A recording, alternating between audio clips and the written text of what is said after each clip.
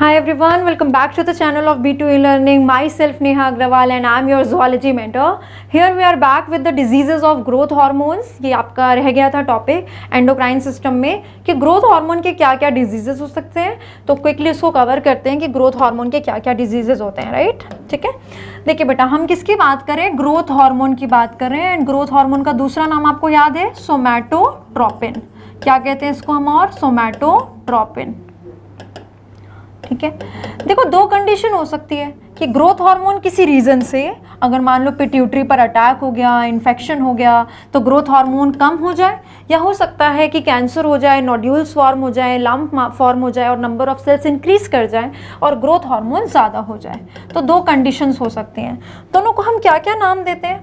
अगर मान लो लो कंडीशन हो गई है, ठीक है, ग्रोथ हार्मोन कम हो गया है, यानी हाइपो कंडीशन हो गई है, हाइपो। और अगर ज़्यादा हो गया यानी कंडीशन कैसी हो गई है बेटा, हाइपर।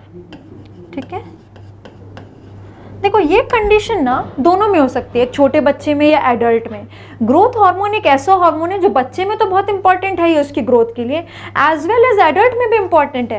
एडल्ट में भी एक ग्रोथ चल रही है, हर टाइम पर सेल डेथ होती है, उनको ग्रो करना होता है, कहीं पर चोट लग जाए उसको हील होना होता है, सेल्स को रिजुविनेट करना होता है, इन सब के लिए ग्रोथ हार्मोन रिक्वायर्ड है। तो ग्रोथ हार्मोन कम होने का कंडीशन दोनों में देखा जा सकता है, एक छोटे बच्चे में, चाइल्ड में, या एडल्ट में। सिमिलरली ग्रोथ हार्मोन ज़्यादा होने की कंडीशन भी एक बच्चे में भी देखी जाती है और एडल्ट में भी देखी जाती है। ठीक है, अब इन कंडीशन के नाम रखते हैं कि इनको क्या क्या कहते हैं हम। बेटा अगर छोटे बच्चे में ग्रोथ हार्मोन कम हो गया है तो हम इसको कहते हैं ड्वार्फिज्म। ड्वार्फिज्म, उस बच्चे की फिजिकल हेल्थ कंप्लीटली डेवलप ही नहीं कर पाएगी, उसकी हाइट जितनी डेवलप करनी है, तो ड्वार्फिज्म देखने को मिलेगा।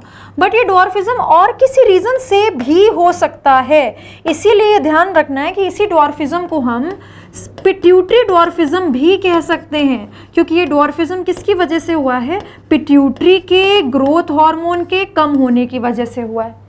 जिसमें सबसे पहले तो आपको मेनली क्या देखने को मिलेगा, बच्चे की स्टंटेड ग्रोथ।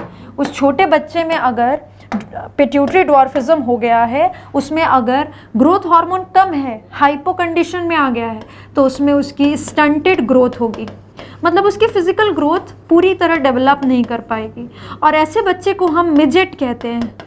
ठीक है, एक ड्वार्फ बच्चे को हम मिजेट कहते हैं, जो ड्वार्फ रह गया है उसको हम मिजेट कहते हैं। ठीक है, ड्वार्फिज्म में ड्वार्फ्स को मिजेट कहा जाता है। सिमिलरली अगर एक छोटे बच्चे में ही ग्रोथ हार्मोन बहुत ज़्यादा हो गया है तो उस बच्चे में जाइजेंटिज्म देखने को मिलेगा। ठीक है, थोड़ा खली टाइप का हो जाएगा बच्चा, फिजिकल ग्रोथ बहुत ज़्यादा हो जाएगी, रेगुलर से भी ज़्यादा। ठीक है, ये तो हो गए बच्चे में बेटा। अब आते हैं कि किसी बड़े में हम इसको क्या बोलेंगे, एडल्ट में।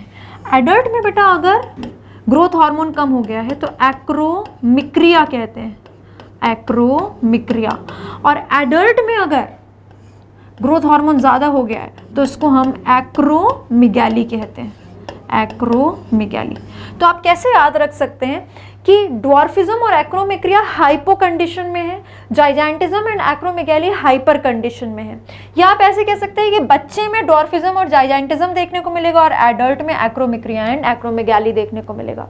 इसी को पढ़ते हैं अब एनसीईआरटी से एक बार कि क्या क्या दिया हुआ है यहाँ पर। देखिए, over secretion of growth hormone, over secretion हो गया है, हाइपर यानी ओवर सिक्रीशन की बात कर रहे हैं, हाई कंडीशन हो गई है। ठीक है, ग्रोथ हार्मोन की stimulates abnormal growth of the body, क्योंकि नॉर्मल तो नहीं रहेगी, अब ओवर सिक्रीशन हुई है तो भी अगर ज़्यादा ग्रोथ हो रही है वो भी एबनॉर्मल है, लीडिंग टू जाइजेंटिज्म। ठीक है, ये पहली कंडीशन दी हुई है, बच्चे की बात कर रहा है। And low secretion of growth hormone results in stunted growth, मतलब फिजिकल ग्रोथ कम हो जाएगी, रिजल्टिंग इन पिट्यूटरी ड्वार्फिज्म। छोटे बच्चे में आप ये दो कंडीशन देखने को मिलेंगे, देखने को मिलेगा ओवर एंड अंडर सिक्रीशन की वजह से। Excess secretion of growth hormone in adults specially in middle age, ठीक है, can result in severe disfigurement specially of the face, called acromegaly. ये एक्रोमिगैली के लिए दिया बेटा, एक्रोमिगैली। एक्रोमिगैली में एक्चुअली डिसफिगरमेंट देखने को मिलती है और स्पेशली फेस की, मतलब फेस कुछ थोड़ा सा डिसफिगर्ड होना स्टार्ट हो जाएगा, ये प्रॉपर ऐसे सिमेट्रिक नहीं रह जाएगा, ठीक है।